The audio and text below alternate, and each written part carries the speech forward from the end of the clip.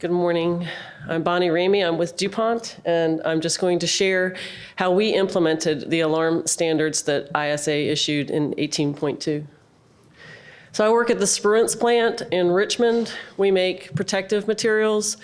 We make Nomex, which is the flame retardant material, Kevlar, which is the puncture resistant material, and Tyvek, which is used in buildings and in surgical equipment. So our corporate challenge was put on us primarily by the Chemical Safety Board's investigation of an incident in West Virginia. Were some business units at DuPont doing alarm management before alarm management was cool? Absolutely. But was all of DuPont, and did we have a standard for alarm management? The answer is no. And if you were to Google this Chemical Safety Board investigation, on the very first page, on the title page, it says phosgene fatality, key issues, alarm management.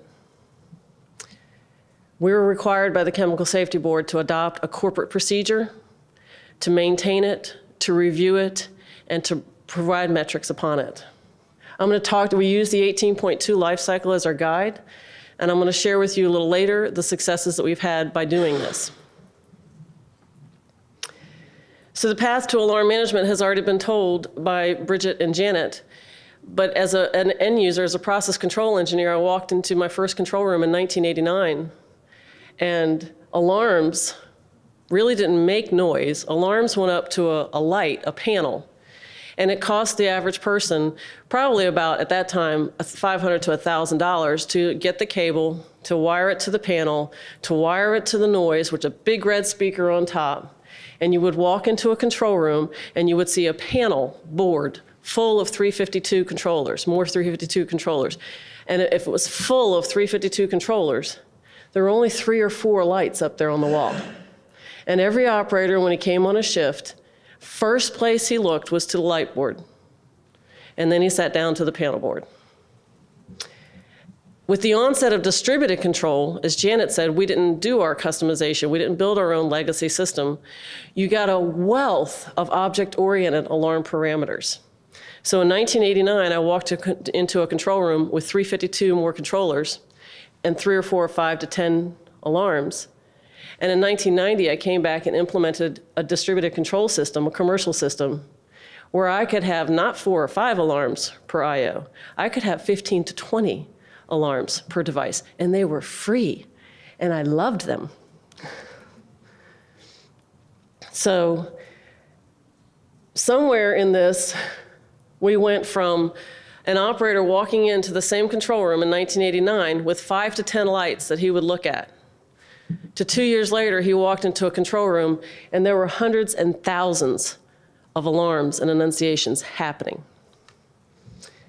Finally, by 2009, 18.2 had come up and said, not only should you design, 18.1, ISA said, let's design those annunciators, let's design those panels. By 2009, and the most recent revision, I suppose, is 18.2 came out and said, now let's create an alarm management design for the whole process. So when we finally, Kevlar, as I said, most businesses, many businesses at DuPont were already implementing alarm management before the edict, but some were not. So in Kevlar, what it took for us to do was on the steps that Bridget identified in the life cycle, we had over 7,500 alarms in 5 different consoles or control rooms. To rationalize those to meet the alarm management standards that the Chemical Safety Board mandated for us, it took us 4 to 6 hours a week for each control room or each console for 6 months to a year. We had to have our instrument resource, we had to have our process control resource, we had to have our process engineer resource, and you don't do anything without a process operator in the room. And that took time. And we had to also design, as Janet mentioned, the advanced alarm control. We didn't use the term unit-based alarming, but on hindsight, that's what we were doing. If you have commanded the pump to be down, do you really need an alarm that says the pump is down? If you have commanded that pump to be down, do you really need its discharge pressure to be an alarm? So we had to configure this while we were meeting because we had all the team in the room. But in doing this, we brought out 2 major culture changes, and this is where I'm going to bring another philosophy in with alarm management. One major culture change was on the process control engineer. If you were a process control engineer in the 1990s, late 80s and 90s, you were behind the keyboard and you did just as I did. You created alarms, or you used alarms to trip logic. And I'll give you an example. You have a sump pump. The sump has a level. When the level goes high, instead of having to write a function block that says, when the level is greater than 90, do this, you're now going to use that free alarm parameter and say, my level's at 90. Let's go ahead and use that to command the pump on. And so we did. And so we got an alarm at 90, ting, pump went on, good job. We had a low alarm at 10. Let's use that to command the pump off. So we ting, low alarm at 10. We turn that pump off. And guess what I just did to the operator? I just created two noises, two big fat lights on the panel that meant absolutely nothing for him. It just meant the pump was doing its job. So fast forward a few months, maybe a year, of having a distributed control system in place with these free object-oriented alarms, using free function block, free commands to stop and start, they got an alarm on their sump. It turned the pump on. They look over, oh, that's a sump alarm. Acknowledge silence. They get a second alarm. They look over, they see the word sump, acknowledge silence. The second alarm was, you just hit high, high level in the sump. You're turning on that pump to not get rid of your level. Fast forward 3 hours, daybreak happens. The field operator goes out to check. The entire pad is covered with a very dangerous material. And I guarantee when that operator was hitting acknowledge on high and hitting acknowledge on pump low, pump stop, I guarantee you, because I've seen the investigation, that that was not the only alarm that went off. At the same time he was getting the sump alarms, the reason he didn't slide over to the sump panel was he was getting about 10 other alarms that if you were configuring process control in the 1990s, you and I gave him. So we not only did we create an alarm that had no operator action, but we created multiple other alarms that appeared more important at the time. The second, it took about 10,000 man hours. I'm sorry, I jumped the gun. The second big change we had to make was redesigning our HMI to allow situation awareness, and that's where I'm going to couple in a little bit. So remember, in 1989, there were just lights. For an entire console, for an entire control room, maybe 5 to 10 lights. Well, with DCS and object-oriented software, you also got some graphic fundamentals. And oh my gracious, look what we can do. If that pump's off, we can make it red. If that pump's on, we can make it green. If I'm making yellow Kevlar, I can make that bobbin spin, right? Yes, you can. And the vendors, they're so proud of themselves because they've created this technology. Yes, you can. And you go to training for 2 weeks and you ask, can I do this? And the vendor says, yes, you can. And you get so excited because you can now make a spinning machine with little bobbins rotating, and you can make pumps turn red when they're off and turn green when they're on. And we did. And every single thing that humans are driven to respond to, colors and lights, we just changed. We just dumbed them down. I use the equivalent of my child driving a car. I want that dashboard to turn red and blink as much in my control room as it does on my child when she's driving my car. If something red comes on that dashboard, I want my child to stop and pull over. And we took that away, we vendors and we process control engineers, when we got free object-oriented parameters, and we got free pixel resolution, and we got a gamut of Microsoft colors. We took that, look at the board, 10 lights, good, away. So it was a big culture change. To change the HMI, again, we didn't change the HMI because we wanted to change the HMI. We changed it because we knew that we were preventing the operator from becoming aware of the alarm situation. So we had to break through on some of the vendor pieces, and that's what I'm talking about. I'm talking about when you get a list of material from the vendors, you get a list of functionality from the vendors. Is it enough to help your operator? You get the operator team back. Did I get enough information? Easily. Can I easily tell if the pump is on? If we're going to take away the red and green and make red mean trouble, we've got to find another way to help the operator orient, is that pump off or on? Some people use the double arrows seen here. Some people use the word on or off. Imagine. And then we want to be able to show them other devices like interlocks. For instance, if my pump is on, Is it interlocked on or is it interlocked off? Why is it off? Was it commanded off? So the vendor's going to give you a toolkit, and the toolkit's going to have its own limitations. But fortunately, because of many tools that we have on this new Microsoft-based platform, we can break through. We can peek in. We can say, close but no cigar. Let's get a little more. And we did. And the most important thing, as Janet mentioned, when you make a customization to anything, to a toolkit, to an alarm system, document it. Make it easier for the next guy. So every piece of functionality that we modified on our vendor-supplied system, we documented. The number one thing, I work with co-ops. I'm very fortunate to work with co-op engineers. The very first thing I say when they make a find or they make a change is, write it down. Document it. Don't double the work for the next guy. So in addition to making the small pieces, now we've got to make the big piece.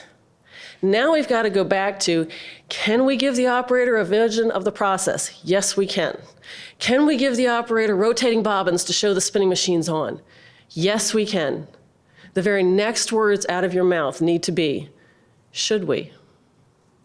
If you have a process graphic, the first thing you need to ask is, what does the operator need to know? In our process graphics, we design for what we call situation awareness.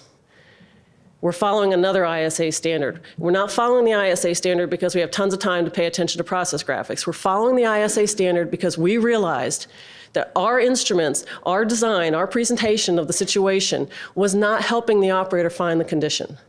So we started following this ISA standard that talks about designing for situation awareness. Our flows go from left to right on almost every single graphic. Our process lines are significantly thicker than our service lines. The operator needs to know, is that valve in a process line or is that valve in a chilled water line? And our process graphics, not our task-based graphics, we have some check sheet graphics, we have some startup graphics, we have some data graphics. But our process graphics, which represent what's going on in the process, show only alarms, interlocks, and controls. We don't show them every pressure transmitter that's just used for troubleshooting. We don't show them the temperature distribution in the reactor if it's just used for troubleshooting. But our process graphics are reduced to show alarms, interlocks, and controls. The next thing we had to do on our HMI, which is new, we had to present useful information. As part of 18.2 says that not only do you have to rationalize, but you have to take the information that you have gathered in your rationalization effort and made it easily available to the operator. So again, what's the first thing the operator did in the 1989 control room? He saw the light, he reached over and got a book, brought the book down, found an SOC number, and everybody knows all their SOC numbers, 420-6, and they'll go right to it. And then he had to say, do I have this condition? Look up 53 more things to see if he had that condition. The beauty of getting the object-oriented software tools that we got is we can give that stuff to them right there. So again, if your distributed control system doesn't offer it, break through. Break through and use the tools you do have on that system. You do have a Microsoft Office license. Break through, find out what you can do to immediately give them right-click information. This was shown in the open automation forum at 8:30 on Tuesday morning, right? Right-click, we really have this. We really have a right-click menu that shows us how to access trends, alarm help, shape help, and interlock help. And it's that fast as I hit that click. They get an alarm, they right-click. Here's the consequence of not responding to this. You will shut us down. We have made our colors mean alarms. A red on our control board means you have 3 to 10 minutes to prevent a consequence. That's what red means now on our HMI. That's a big change. It used to mean off. Now, the big picture is to me, the driving force. We get audited now. Of course, if you don't get audited by the Chemical Safety Board, you'll get audited by OSHA. And as somebody mentioned yesterday in the KPI review, it's a federal law to keep our place safe, our workforce safe, our workplace safe. And we have been audited. And we had an outside auditor that came in there. And this was before, we had finished our task. We had a process area that did this. The outside auditor came in and saw this right click, brought his whole team of auditors. They're always watching you.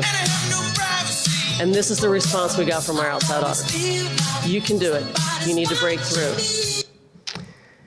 So once you get the little pieces down, once you get the presentation down, now let's get the infrastructure down. Oh my gracious, we've got this crazy reliability engineer. Every time the vibration gets to 8, he wants a note, send an alarm. No, we made sure that our DCS had the ability to just go ahead and send that guy a message, because there's nothing the operator's gonna do if that pump gets a vibration alarm. He's gotta keep running. The mechanical engineer wants to know because he's trying to assess performance, but the operator does not need to know. So we had to make sure that our database that had all the corrective action could talk to the DCS so we could send things out. But we also had to make sure that our DCS could send text mails or text messages or emails to notify people of other conditions. What gets to the operator is only what the operator can affect change on.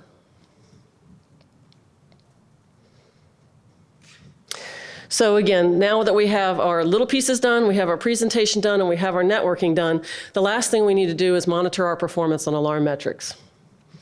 And yet again, I just do it right. These are the metrics that we chose to monitor in Kevlar in our philosophy. We're measuring the average alarm rate, the average time in flood, how many alarms are out of service, and how many alarms are stale. Well, just like we did not make our own legacy control system, we also did not make our legacy alarm system. We purchased one. And of our purchasing system, only 2 of these metrics are freely available.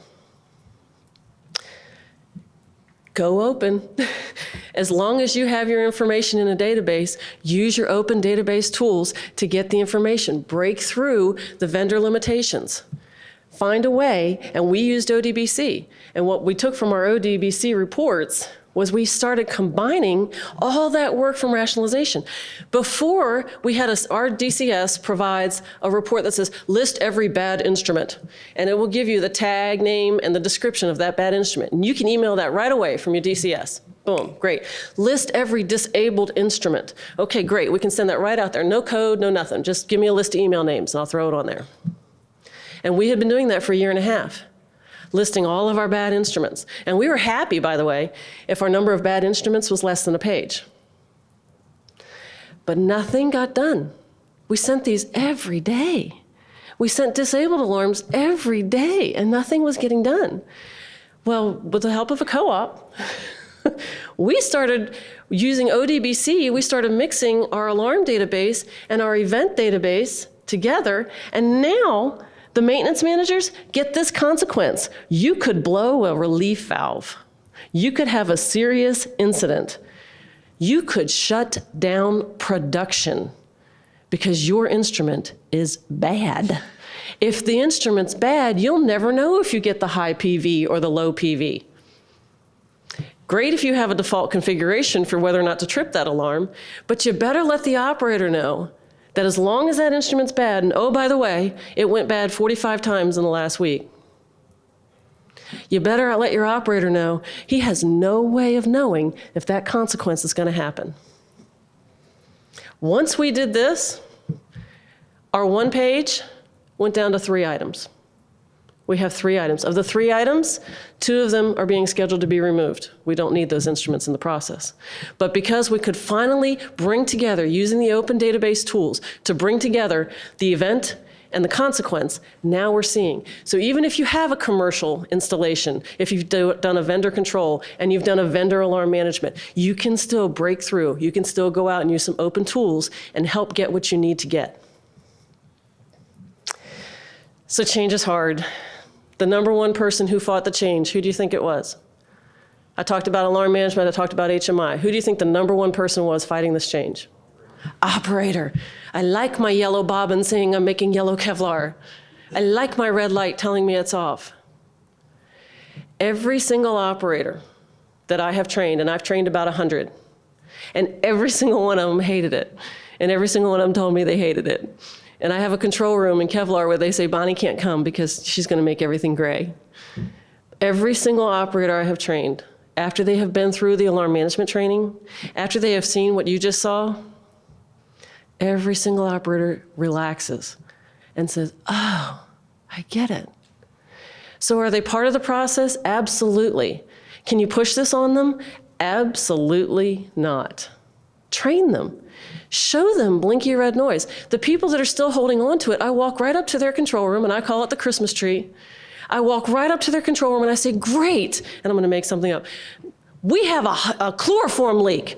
Where's the alarm on the display? Show me the red chloroform leak. You've got 1 minute to stop killing out the whole county. And that's when they start listening. You look at that display, and red means 5 to 10 minutes. Where is it? That's when they get it. So change is hard, but if you explain the change and tell them the reason for the change, you can get it. It's very easy. As I said, over almost 100 operators, they all buy in. So what's happened at the site? We have honestly had 2 process outages avoided. The first one was quite humorous. The right click was there. The operator didn't believe it. The operator said, wait a minute, corrective action says shut down. We don't shut down. So at 2 o'clock in the morning, the operator called the process engineer and said, look, I'm looking at the right click and it's telling me to shut down. And this is the best call you get at 2 o'clock in the morning. Thank you. Yes, shut down. She giggled. Thank you. Yes, please shut down and fix that condition. So fast forward, of course, this got popularity because this saves you money. Of course, every business loses with unplanned downtime, right? Every business loses with unplanned uptime costs. Right? That word got out on the floor, and guess what? A new operator who had just transferred into our process, hadn't even been there 90 days, had just been certified, was filling in while somebody went to the restroom, got a red alarm, right-clicked and said, I'm just going to do what it says, and did. All kinds of production we have saved because we've used this right-click. Segregation we've saved.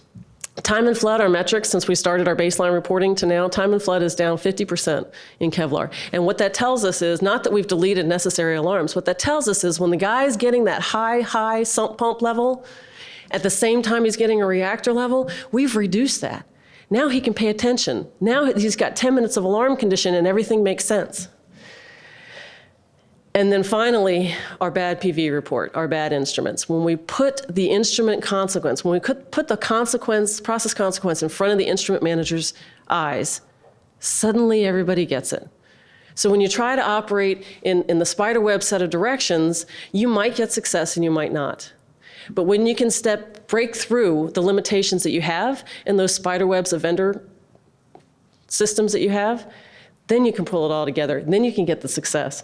So we've had a lot of forward work with Bridget and the ISA committee, trying to do a little bit more of object-based alarming or unit-based alarming as they're doing in Dow. But all in all, if you put it all together, that's where you're going to have the success. We loved it, so that's mine. I'm done.